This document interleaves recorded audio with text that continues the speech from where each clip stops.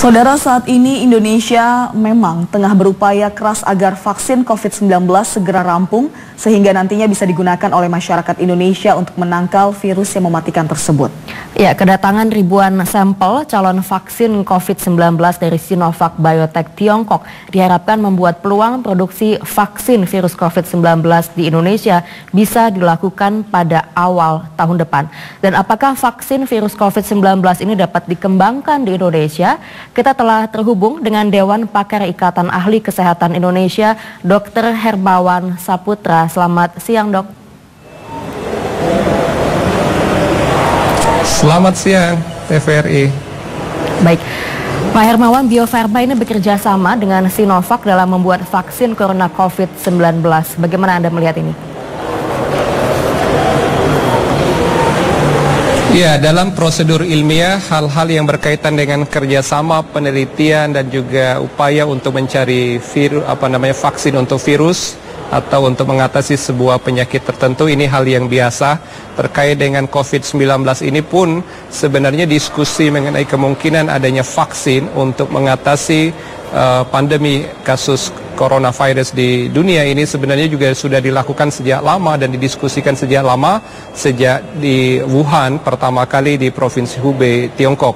Jadi bukan hal yang baru secara diskusi dan juga tataran upaya ilmiah. Hanya saja terkait dengan vaksin secara khusus, memang ini membutuhkan sebuah prosedur yang tersendiri dan waktu yang cukup lama. Di dunia ini, pengalaman kita dalam perspektif kesehatan ketika ingin mengadakan sebuah vaksin untuk suatu waktu dilakukan imunisasi massal terkait suatu penyakit, minimal membutuhkan waktu 2 tahun lamanya sejak pertama kali virus itu ditemukan.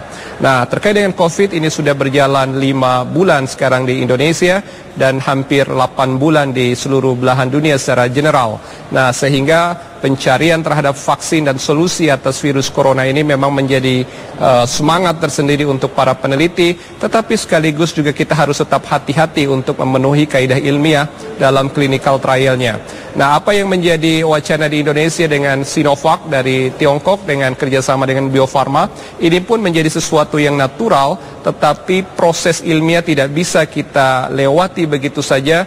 Kebertahapannya menjadi critical step yang memang harus dilihat secara seksama, dan sekarang uji klinisnya memasuki tahapan ketiga.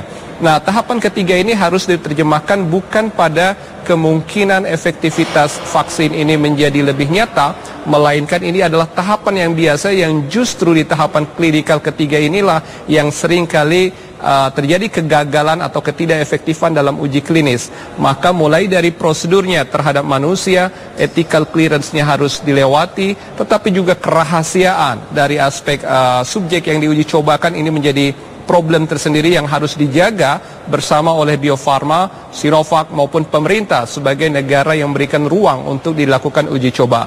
Nah, hal-hal ini juga akan menyangkut dengan potensial strain dari coronavirus. Coronavirus ini kalau kita mengetahui dari kisah setelah dunia mengalami global pandemi ini, apa yang terjadi di belahan Eropa, di Amerika, di China, dan bahkan di Asia Tenggara saat ini, ada perbedaan-perbedaan dari angka mortality dan juga morbidity.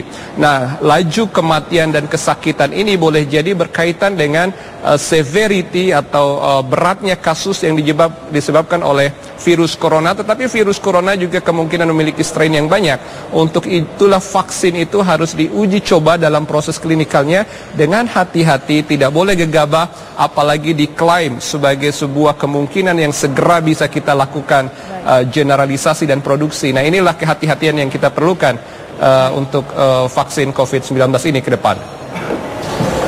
Dokter, bakal vaksin COVID-19 dari Tiongkok ini akan diuji coba kepada kurang lebih 1.600 relawan di Bandung awal bulan depan. Bila uji klinis tahap ketiga ini berhasil, pemerintah mengklaim vaksin siap digunakan secara massal pada tahun depan atau tahun 2021. Lantas apakah Indonesia sendiri siap untuk memproduksi vaksin COVID-19?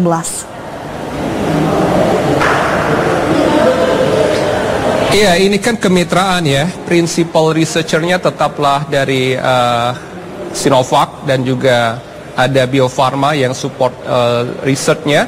Tetapi dalam prosesnya, walaupun nanti anggaplah kita dilihat hasil yang efektif, terhadap clinical trial ketiga ini. Tetapi juga tidak serta-merta langsung diproduksi tiba-tiba, masih ada tahapan-tahapan yang harus dilakukan, upaya registrasi, patenisasi, dan juga bahkan harus ada global standar. WHO pun harus memberikan semacam rekomendasinya ketika ini mampu diuji cobakan. Dan jangan lupa uji coba ini tidak hanya di Indonesia sebenarnya, ada tahapan di negara asalnya dan di berbagai negara lain. Karena begitu keluar menjadi sebuah vaksin yang diklaim mampu mencegah atau menjadi primary prevention to control COVID-19, sebenarnya itu juga harus berlaku secara umum dan global. Di sinilah tingkat efektivitas itu harus dilihat dari berbagai macam variabel, sehingga klaim agar kita bisa memproduksi di awal Januari itu juga klaim yang terlalu gegabah sebenarnya. Karena kami pun sering berkomunikasi termasuk dengan Prof. Amin Subandrio, Kepala Eijkman, yang beliau memang biomolekular di Departemen Kedokteran UI. Sebenarnya kita paling cepat akan mendapatkan semacam vaksin itu di akhir tahun depan. Artinya masih berjarak 1,5 atau 1,6 bulan ke depan. Tapi kalau di awal tahun depan, awal 2021, ini pun kita masih lihat tergantung dari hasil clinical trial ketiga ini. Baik, Pak Hermawan, bagaimana dengan sebelum imunisasi massal ini, apa saja yang perlu dilakukan pemerintah untuk kemudahan produksi vaksin? Sebenarnya yang harus kita lakukan adalah mengendalikan kasus terlebih dahulu. Jangan lupa, hampir semua negara-negara yang tadinya terkena dampak COVID ini, terutama negara-negara maju di Eropa, seperti Prancis, Jerman, Inggris, bahkan yang sempat porak-poranda seperti Italia dan Spanyol, itu sudah terkendali sekarang ini kasusnya. Demikian juga negara-negara asalnya seperti Tiongkok, itu betul-betul kasus dengan miliar penduduknya, mereka hanya 80-an ribu kasus. Nah, bahkan negara-negara awal juga seperti Jepang dan Korea Selatan sudah terkendali. Demikian halnya negara-negara ASEAN, negara-negara populer seperti Thailand, kemudian juga Vietnam, bahkan Malaysia dan Singapura, transmission controlnya itu have done. Nah, di Indonesia kita itu belum melewati.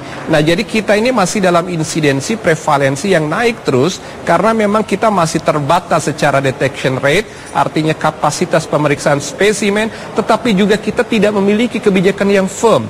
PSBB yang menjadi standing position satu-satunya, the one and the only, kita pun tidak menyelenggarakannya secara optimal. Kita mencatat hanya 3 provinsi yang sempat menyelenggarakan PSBB pada level provinsi, yaitu Jakarta, Jawa Barat, dan Sumatera Barat. Sebenarnya PSBB itu terbukti mengakibatkan adanya pelambatan kasus, tetapi karena banyaknya faktor yang menjadi pertimbangan, sehingga kabupaten dan kota yang ada di Indonesia, 514 kabupaten kota ini, tidak betul-betul menjadikan PSBB ini sebagai acuan.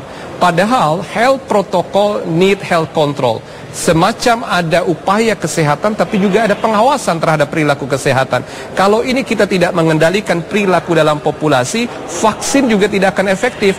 Apalagi vaksin itu, kalaupun nanti di-announce dan didistribusikan secara global, setiap negara itu punya proporsi jatah. Tidak semua, misalnya kita punya populasi yang berdampak, anggaplah 30% dari jumlah penduduk kita, tidak semua 30% itu langsung tercover oleh vaksin, melainkan ada kebertahapan yang dikuotakan. Nah, kuota ini menyebabkan tidak mungkin kita mampu mengatasi kasus ini dalam 1, 2 tahun, 3 tahun ke depan, tetapi kita akan menghadapi ini secara panjang. Maka kegegabahan itu hanya akan menjadi bumerang.